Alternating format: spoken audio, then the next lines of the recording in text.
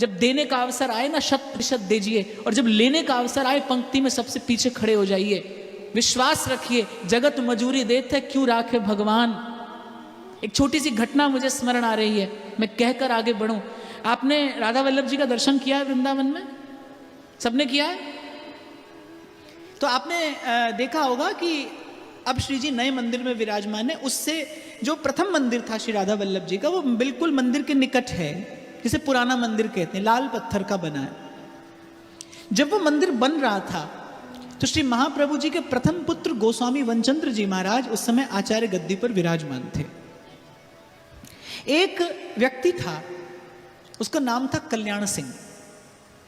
वो व्यक्ति नित्य, जब मंदिर का निर्माण कार्य चल रहा था तो वो व्यक्ति नित्य सेवा करने के लिए आता था, खूब परिश्रम करता था। जितने परिश्रम करने वाले थे, जितने श्रमिक थे, वो सबसे अधिक परिश्रम करता था, बड़ी श्रद्धा से, बड़े आदर से करता था।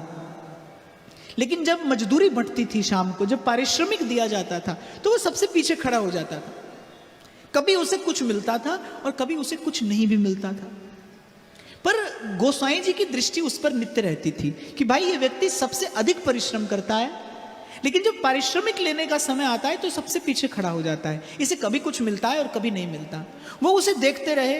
वर्षों मंदिर का निर्माण कार्य चला और वो पूरे निर्माण कार्य में ऐसे ही श्रमदान करता रहा, सेवा करता रहा। और जिस दिन निर्माण कार्य पूरा हो गया, श्री जी निज मंदिर में विराजमान हो गए। श्री गोसाई जी ने उसे बुलाया, बोले मैंने तुम्हें वर्षों से देखा है कि तुम सबसे अधिक परिश्रम करते थे, लेकिन जब पारिश्रमिक का समय आता था तो तुम सबसे पीछे खड़े हो जाते थे, ऐसा क्यों?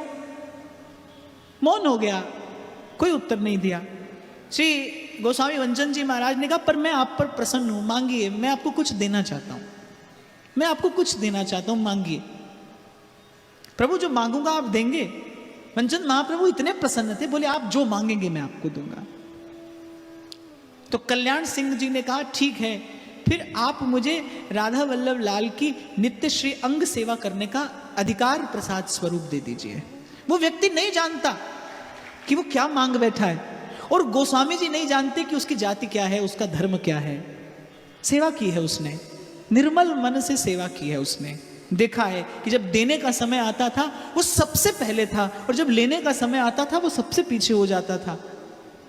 देखो, प्रकृति का स्वभाव है कि प्रकृति समय आने पर ही फल देती है। माली सींचे 100 घड़ा, फिर ऋतु आए फल होए।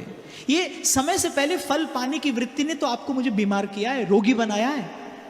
आज आप और मैं ऐसा फल पाना चाहते हैं जिसकी ऋतु नहीं होती, वो पाकर शरीर को कोई लाभ नहीं होता, उल्टे हानि ही होती। अगर प्रकृति का दिया हुआ प्रसाद आप पाए तो आप सदा स्वस्थ रहें। तो एक बार तो श्री गोसाई जी विचार में पड़ गए, क्योंकि श्री राधा वल्लभ जी में आज भी अपरस की सेवा की व्यवस्था है। गोस्वामी कुल के अतिरिक्त कोई भी श्री जी का चरण स्पर्श नहीं कर सकता।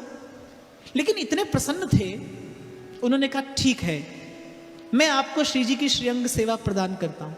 और इतना लाड़ लड़ाया उन्होंने राधा वल्लभ लाल को कि एक बार कुछ लोगों के आक्षेप के कारण उनको श्री जी की सेवा से बाहर कर दिया गया। 2 दिन राधा वल्लभ लाल भूखे रहे। तीसरे दिन श्री गोसाई जी को स्वप्न में देकर कहा कि कल्याण की सेवा के बिना हमें किसी की सेवा प्रिय नहीं लगती। यदि हमारा सुख चाहते हो तो उसे लेकर आओ। कि किसी और युग की घटना नहीं है, ये आपके मेरे इसी कली काल की घटना मैंने आपसे निवेदन की, बहुत पुरानी बात नहीं है। तो जब आप देने में उत्तम देते हैं और आप लेने में मस्तक झुका लेते हैं, फिर आपको ईश्वर कुछ और नहीं, स्वयं अपने चरणों की सेवा का अधिकार देता है। वंचित नहीं रखता वो आपको, समय आने पर आपको मिलता है, अवश्य मिलता है।